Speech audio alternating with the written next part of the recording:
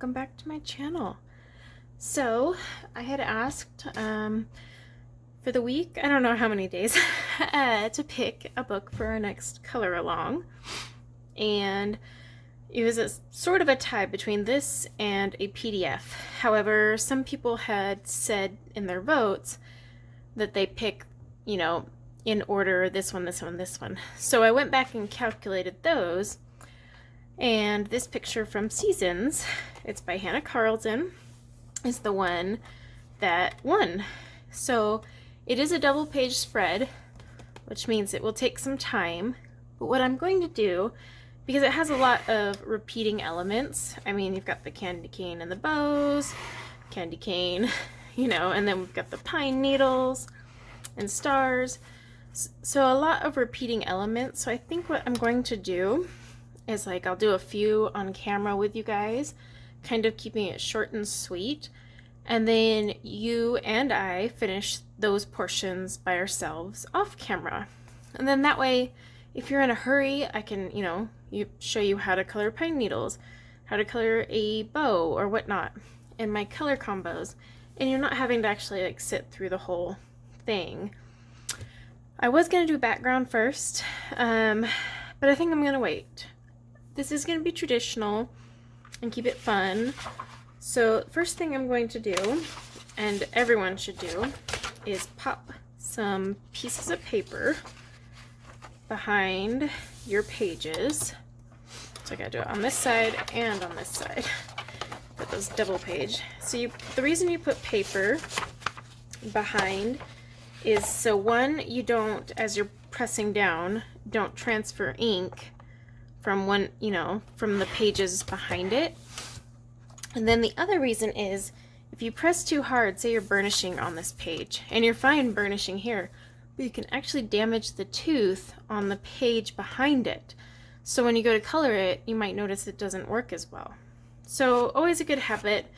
And the last reason is, when you're coloring things, you know, that go right up to the edge, you don't want to accidentally get anything on the pages behind it. So instead it just goes on your paper. So a few reasons why I do it and other people do it too. And then for this one, if your book is like mine, you'll probably need a little clippy on this side to keep the page from trying to close.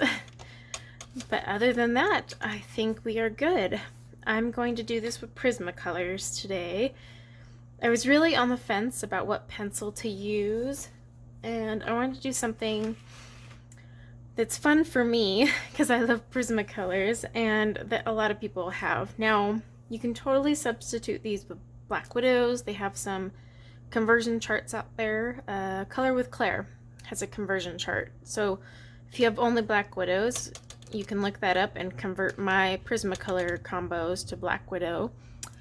And there's even some conversions for Derwent Color Soft, Light Fast Luminance, and even polychromos.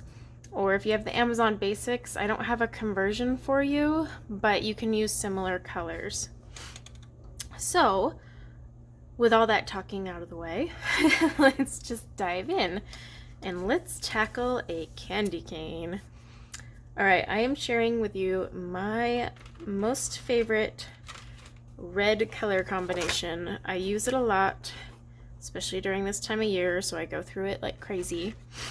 So it is Black Raspberry, PC1095, Raspberry, PC1030, Crimson Lake, PC925, Crimson Red, PC924, and Scarlet Lake, PC923. And you'll also, for the candy cane, want your 10% cool gray, which is PC1059, your 20% cool gray, which is PC1060, and your white. If you don't have a bajillion white Prismacolor pencils, you need to buy some because I use it a lot. It's like the softest white. Well, I guess the one from Holbein technically is softer, but it's not as easily obtainable. Can't go to Hobby Lobby and buy 20 at once. So I'm going to get you guys a little bit closer just so you can see better, and then we'll get started. Okay, so let's color a candy cane. So I'm going to start, oh, I got a whole bunch of books that are getting stuck on there. We may have to adjust. I'm going to start with my black raspberry. I'll just start on this bottom part. So this is strictly for shadows. If maybe the set of Prismacolors you have didn't come with black raspberry, you can totally just lightly use your black.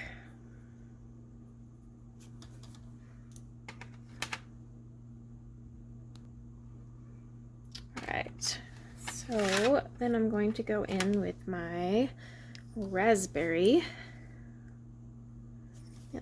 This book is not sitting right on my desk.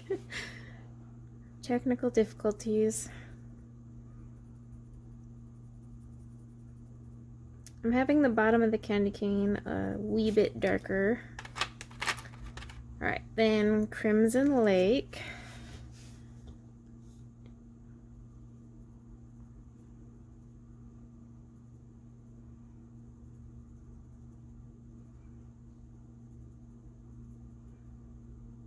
And I am layering on top of the other layers.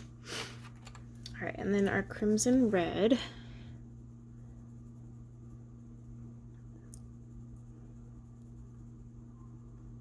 There's actually a thing on the paper, like a dent in the paper, that's not letting me get the pigment in there. I don't know if you can see that little white speck. It's actually a defect on the paper. Interesting, huh? So yes, paper defects can totally screw up your coloring. And if you're OCD like me, that little speck is going to annoy you. Alright, back to our darkest color, which is the black raspberry.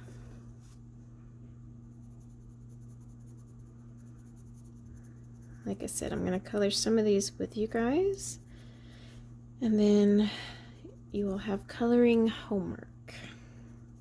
It's like we're in school. As all the kids are going on Christmas break, you're getting coloring homework. Alright, now we're on to our raspberry. This is my favorite red combo. It's dark and luscious. I use it a lot during Christmas and Valentine's.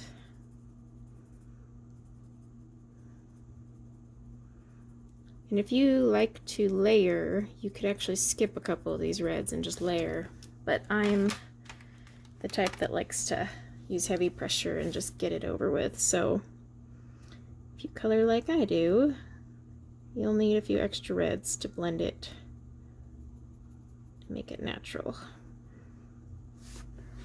Alright, and then Crimson Red.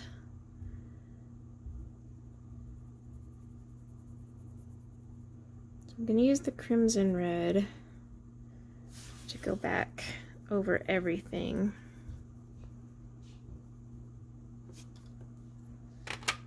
Okay, break out our Scarlet Lake. Just fill in the center.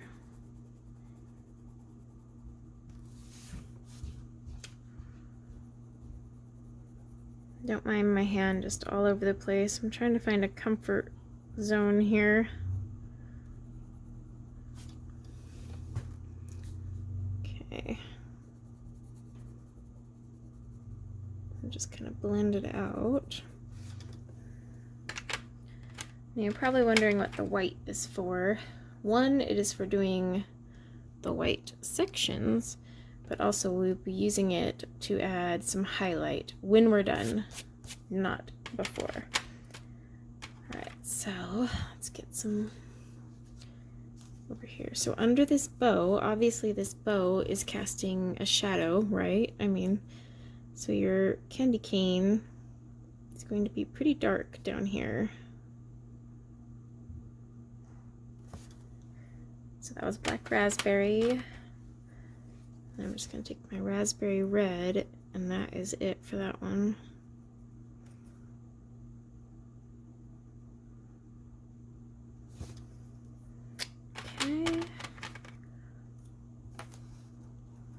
this down a little. Alright, so let's go back in with our black raspberry. And I think this time I'm just going to add all of the same colors as I need them. But so I press harder where I want it dark, and then I just kind of lightly feather at the edges so that I can come back over it. And I'm sorry, my camera is doing the... it keeps wanting to focus on my hand. Okay, and then in here it's going to be pretty dark. All these pine needles. Okay, and I can't even tell. There's probably a stripey there. I don't see the lines, so we're just gonna say this next red one starts up in here. No rules, just do whatever works. Maybe we'll even put some in there. We'll see.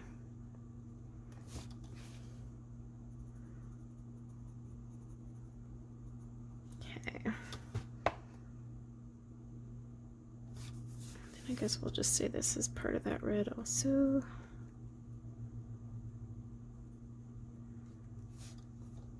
Okay.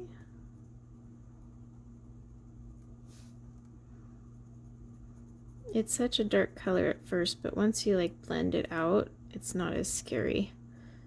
But I know when you first put it down, you're like, whoa, that's not Christmassy at all. Okay. Actually, you know what? Sorry. This would be way too much white, so we're gonna call this one up here red also.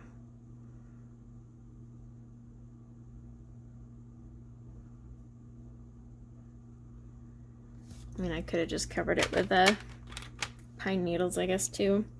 Alright, back to our raspberry. Not black raspberry, we're on raspberry now. So I press hard over where I feathered, and then same thing, I feather this one at the ends.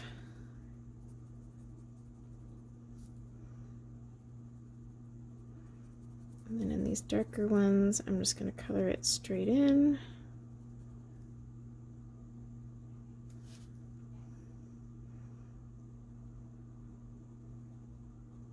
I think these ones where it's poking out a little more, I might add a brighter red just so it's not so gloomy under there.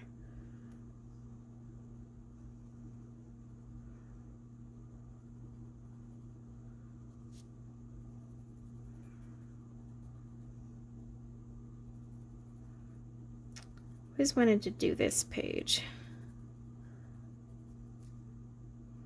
Double page spreads can be kind of intimidating to me, not because they're like hard, just more the time, because I'll be like, oh man, that's gonna take me forever, and I just don't feel like I accomplished much when I spend 7 days on a page. Alright, Crimson Lake.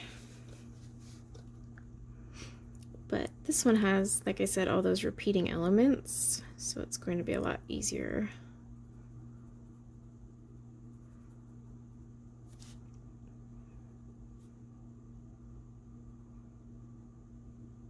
Oops, gonna have to break out the eraser.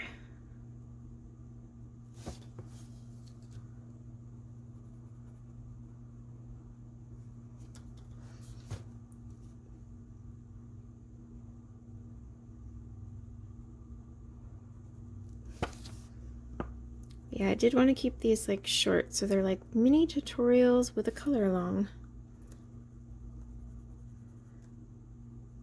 And that way you can go on to doing whatever else you need to do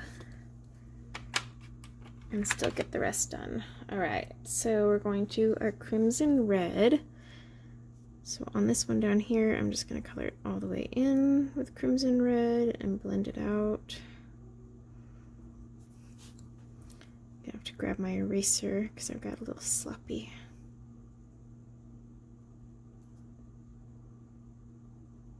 Not so worried about the pine needles because my green will cover that, but I'm more worried about the white spots, or what will be white. And I use the word white loosely because it's going to be a grayish white. Okay. And grab your Scarlet Lake. And for these ones, just color right on top. Blend anything out that's not looking smooth. Overlap your darkest color, kind of soften it up a tiny bit.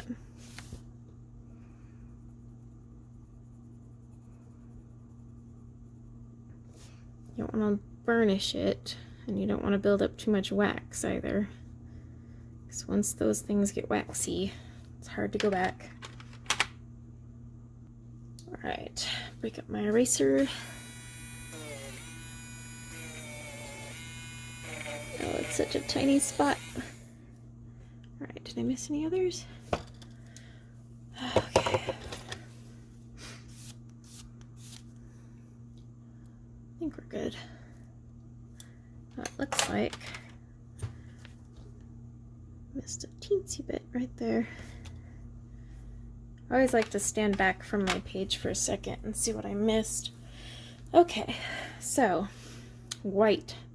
We're coloring white on white. If that's not weird enough. So here's how I do it. The paper on this book is like a kind of creamy-ish color. But what we are going to do is we'll take our 20% cool gray. Help if I was on camera, wouldn't it? Now you want to be a little bit lighter with these because you don't want that to be super obvious that it's gray. But it's nice because the cool gray on this off-white paper doesn't show up as dramatically as it would on a white cardstock. Okay. Then you take your, if I can get it out, 10% cool gray. And same thing. Except you're leaving the middle. You're just kind of lightly feathering it. And I know it doesn't show up really well on camera. That's kind of the point. We're just adding some dimension to our white. Now if this was like a whiter paper, I would probably just do this with cream, but it's not. Alright, then with my white, I just kind of go over the top and smooth it out.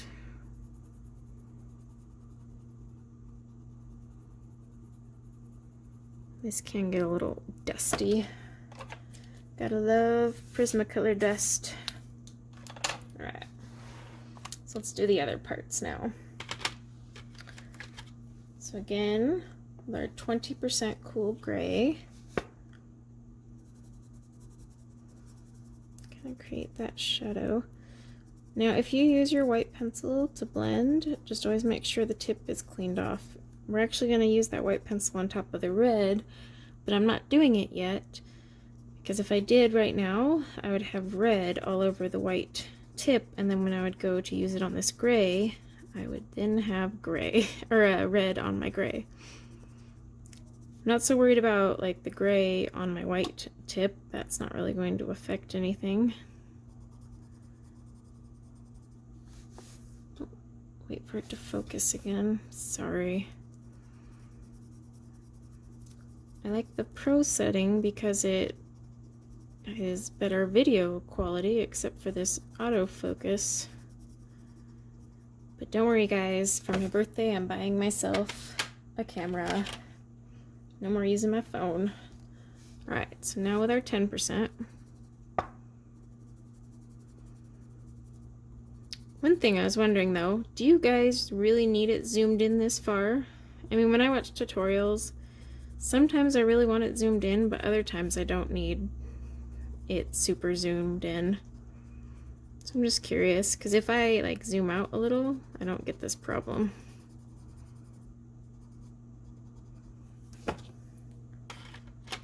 Alright. Now we'll take our white.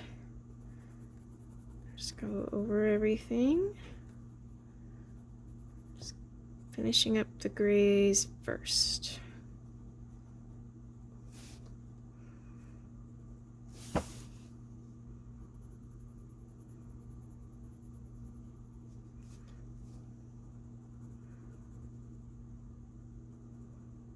And you want to make sure you have no dust from the red lingering, because otherwise you'll pick it up with your white too. Okay. Now, we're going to take that white, just kind of on top of our red, if my camera will focus. See how it adds like a little bit of a shine? Not a lot, just a little. If I wanted a lot, I would just straight up Posca pin it. So put a little shine in here. Just kind of going where our lightest red is and covering it with a teensy bit of white. Okay. Brush that off.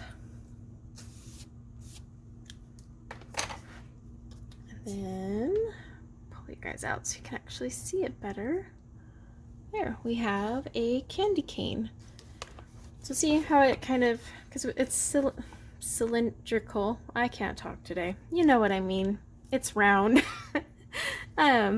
So obviously a round object is going to have shadows where it's curling back around. And then, you know, up here is going to be where the most light hits because it's bouncing off of that. Now, I normally will go in with gel pen and like add some highlight, but we'll do all those gel pen things at the end. So again, let's see, let's pull us all the way back out if I can without making anyone nauseous. Okay, so we've colored this candy cane, and your coloring homework is just to do on the second page, because there's only one candy cane on this one. So on the second page we have this one up here and this one right here, and you'll just do it the same way we did this one. So it's pretty simple. And then, like I said, you can reduce some of the reds if you want, or use them all. I like to use them all because it really does add that extra layer of dimension. I know it doesn't look that way when you're coloring it in such a teeny tiny space, but I promise you it really does, because this is my red combo I've used forever, and I went from using 3 colors to 5, and it definitely helps add that depth. But alright, so in our next video we are going to tackle all of the pine needles and, you know, fluff them out and make them look fun. And then we will probably call that just one video, and I'll probably do like a whole page with you guys on that, or at least a big chunk, because I want to really help you. And it's a similar technique to how I do hair. So if you've been struggling with hair, you can learn the flicking motion. But thank you so much guys for watching. I'm excited to do this color along. Start thinking of backgrounds if there's a certain color you think you'd like to see, and we will see if we can get it to work with the color scheme. But until then, take care.